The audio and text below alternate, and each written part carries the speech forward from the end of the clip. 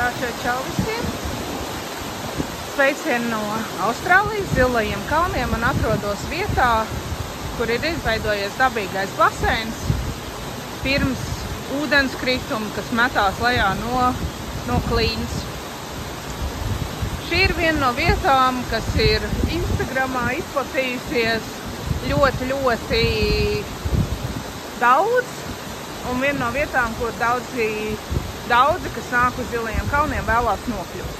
Un te tā nokļūšana ir diezgan, lai nokļūt pie paša baseina, kur var nopeldēties. Ūdens gan ir stingzinoši augsts, ir jākāp lejā, te tāda parādīšu, kā te ir. Nu, te ir ko līst lejā. Tev ir diezgan ko līst lejā, taču tas ir tā vērts. Protams, jāuzmanās paši uz savu risku, jo šeit ir bijis arī viens kritiens, kad cilvēks ir gājis bojā.